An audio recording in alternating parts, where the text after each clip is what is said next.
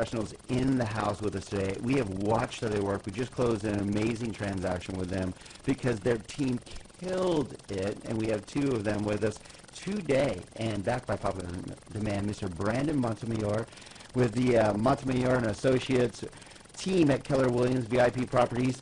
Whew, that's a lot. You got it out. Welcome back, buddy. Thank you for having me. Excited to be back. Love talking with you. You have to go in the chat room and watch how excited this guy gets. Seriously, he's a wake up early in the morning, loving what he does, goes home late at night, loving what he does, always has a smile. It's like sitting next to Santa Claus. I hope you're not talking about my red shirt and belly here. The red shirt did help. Wow. Yes. And we have a good time because we love working with these guys. We have Alicia Echevarria. Yes, sir. Pretty close, not too bad. Pretty good. You did great. Okay. See, I should have Gino just say your name because he can speak Spanish much better than me. But it's Mr. Gringo. It's a lot funner to listen to you do it. Funner. Yes. I just used funner. See, I obviously don't speak English well. That's why we're gonna trade off back and forth. Great team, you guys. Okay, sorry we're having a little fun, but you are going to have fun too, because you're going to learn from Brandon and Alicia about what's really happening in the market, because they are making it happen. A lot of you out there are frustrated. Frustrated trying to not sell your home. Right now we'll talk about the opportunities that many of you, I guarantee, do not know. I know for a fact, a lot of you do not have a clue what your house is worth today.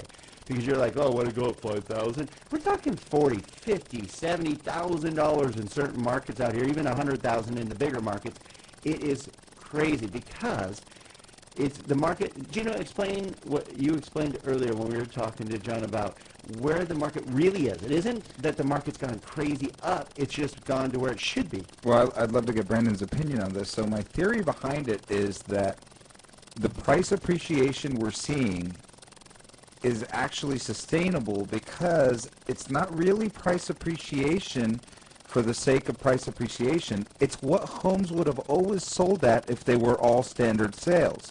Absolutely. Absolutely. The problem was there were no standard sales, so all the sales were artificially low because they were distressed. So now that the distressed sales have left the market, now we have a regular market and we're seeing true prices. I think we still have appreciation to go from here up.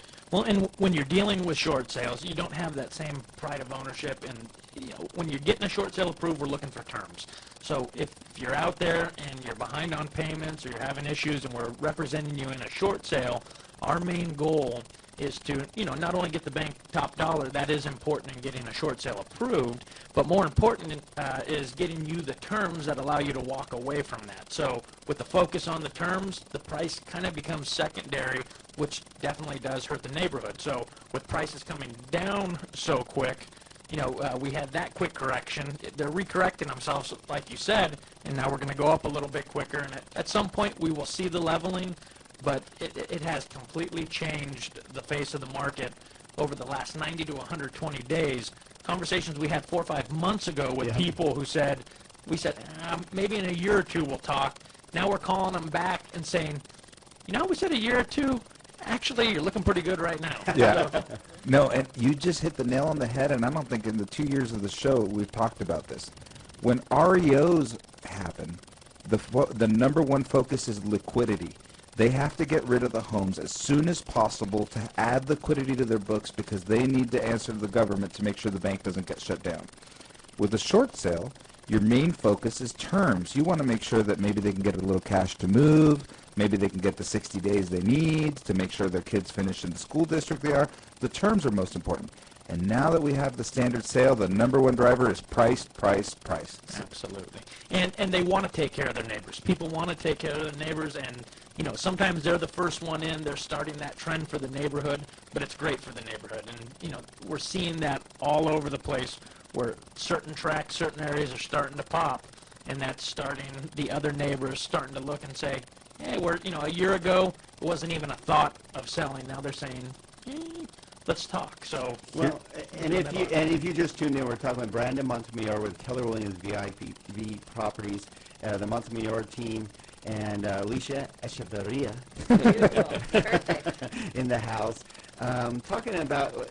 And Brandon, the reason I jumped in, I want to let them know who we're talking to, is because we've seen a lot of real estate professionals that are call themselves real estate professionals, and they're just going with the flow.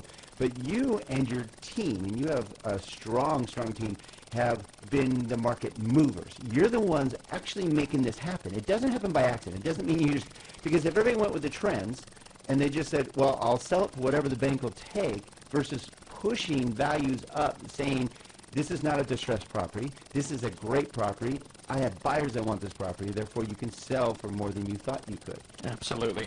And we're seeing it again with our clients all over the market. We have about 7 or 8 listings coming up in the next 2 weeks.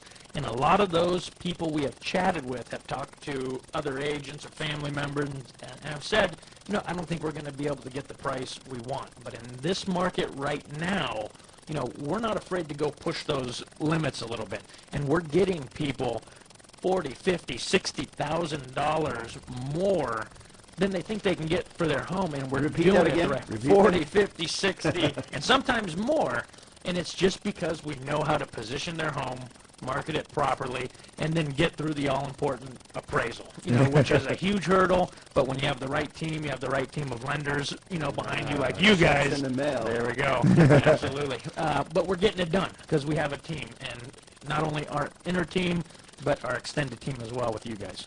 Beautiful. In fact, you were just mentioning something that I don't think a lot of people think about. And Alicia, I know you work with a lot of the buyers. Yes, sir. And I talk to buyers every day, obviously, because I'm helping them with their loan.